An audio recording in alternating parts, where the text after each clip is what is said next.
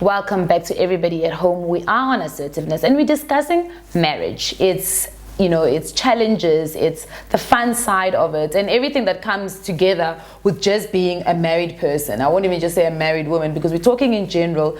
Granted, we don't have a married man here because he says he's not ready to get married, but it's good that we've got two ladies who are in marriages and they can give us a little bit more, So guys, I want a little bit more from you. Tell me about, marriage. I need to get an understanding of this big thing called marriage, because just before the ad break we talked about it becoming, or it being, an achievement. And I hear what you're saying, but I kind of am very uncomfortable with us making marriage an achievement, because it's not like you go to school, uyofunda, utsibakshate, you know what I mean? You don't go to school to study, to get married. What are your thoughts, Utsile? My thoughts, exactly, maybe we are on the same path. I don't see marriage for a woman as an achievement, period. It's not. It's just that, okay, you have a mutual understanding, it's fine. So, and then you decide to get married. It's a mutual understanding, I guess.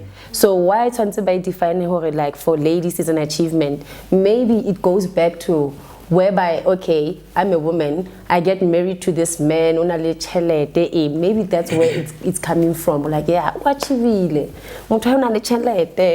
the company, so achievement for this woman. Maybe also just an average family. So maybe that's where it comes from, about achievement.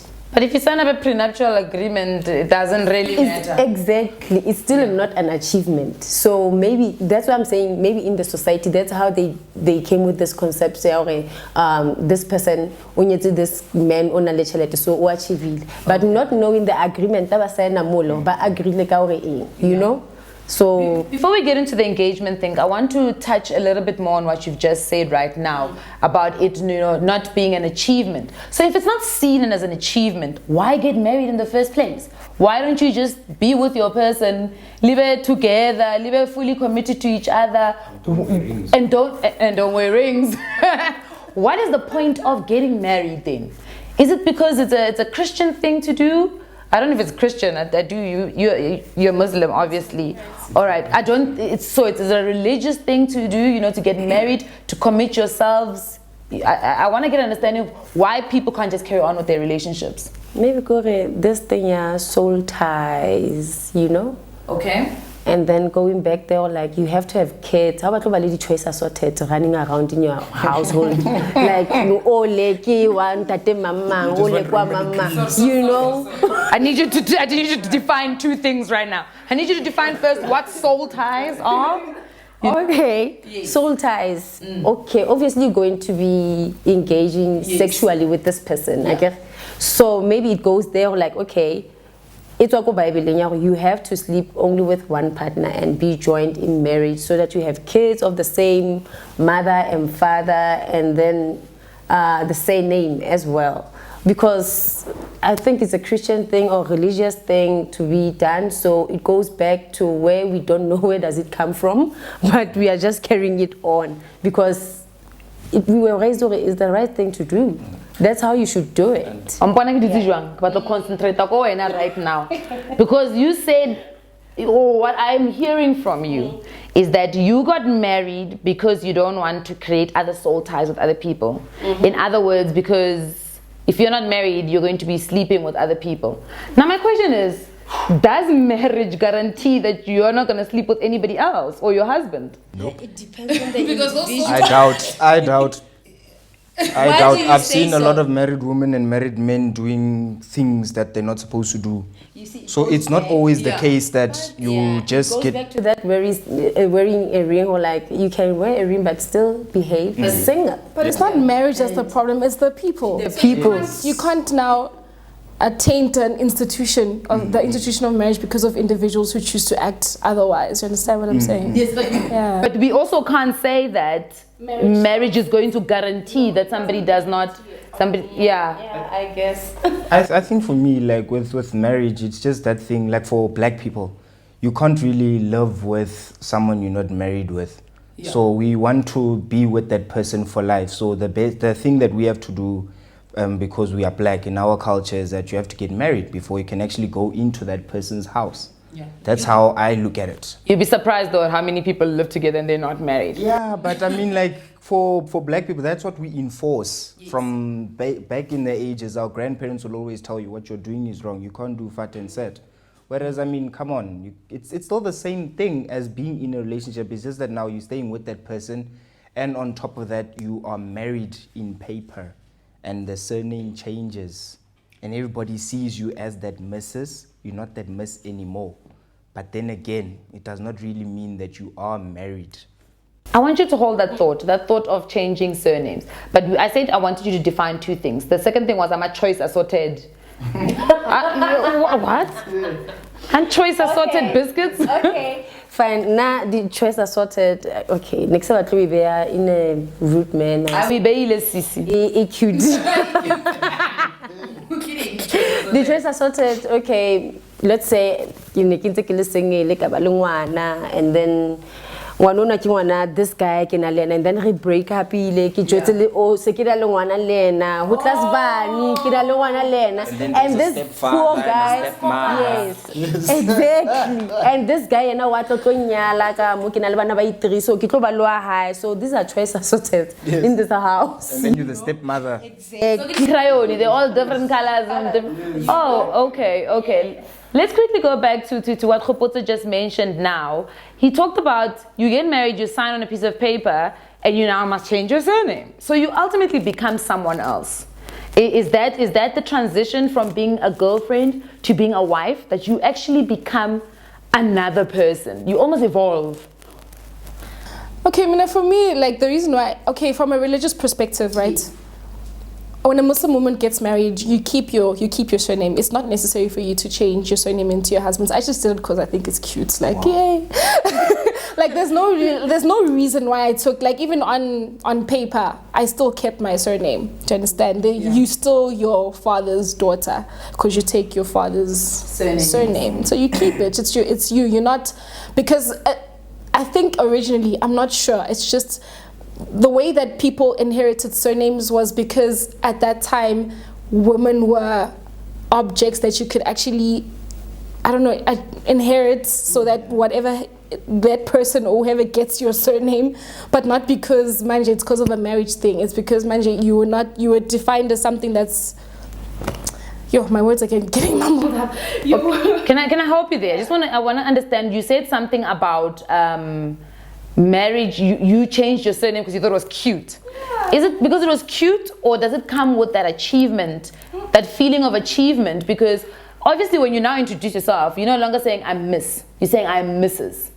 And because you said, people then start to perceive you in a certain manner. Does that maybe tie in with why you changed your surname? Yeah, the question that you just asked, whether I thought it was because it's an achievement and whatnot.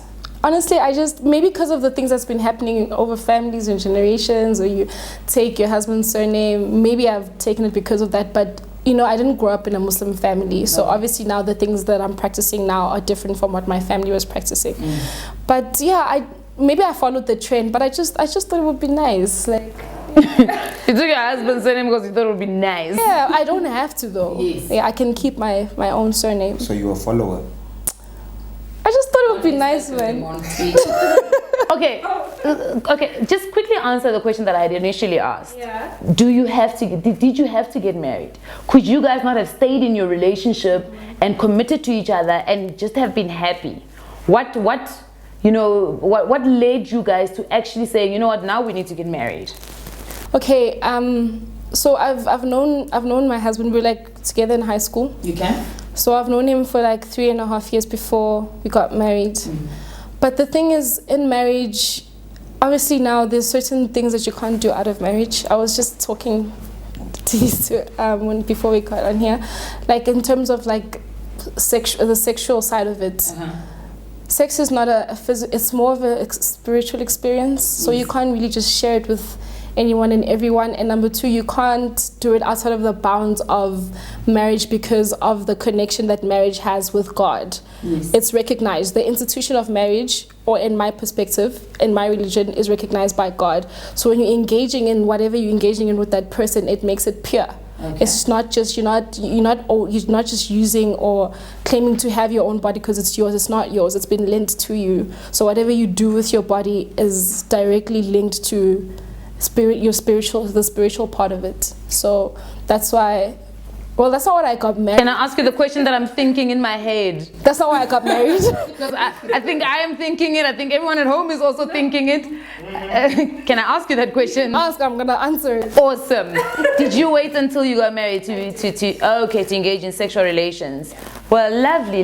So that was for you, the reasoning is that you were not ready to engage in sexual relations before you actually made the commitment. The thing is, people think that I got married at this age because I'm like, yo, it's time. No, it's not the reason. I just felt that it's not, I didn't get married for the sexual part of it. It's just the holistic part of marriage, you know. No one's gonna judge you. Nah, I don't care about people judging me. I actually would like to applaud you. I would have loved to get married, in the same status as you, but things happen. Things happen. What are we going to do? I've been just with that one person, and I God forbid something happens to the marriage, but I just want to be with that same person to experience life in the physical and spiritual part of it with that one person. Oh wow, that is actually amazing. High five, let's Bluetooth it. Pa. Okay guys, I want to talk quickly just a little bit, just touch a little bit before we go into an ad break about engagement, the engagement itself. Was it exciting? Did they do something amazing? Or did they go and say, Osile, I'm going to now go to your parents. You know how black people do it. Then I tell you, I'm going to go to your family and tell them I want to marry you. Or send a letter. How did he propose to you? This is so funny. I'm sorry. Exactly. The thing is, he's so white, I could say so.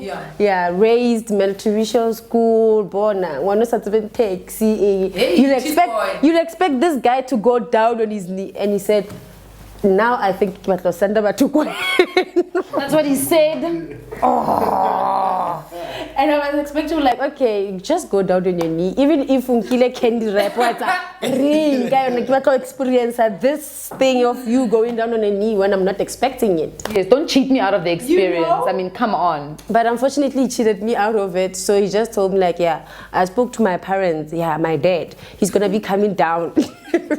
Because I'm laughing because we have so many experiences. Like my husband and I were just chilling, we're talking. It's like, what, December we get married. Like I was like, oh, now I was expecting it.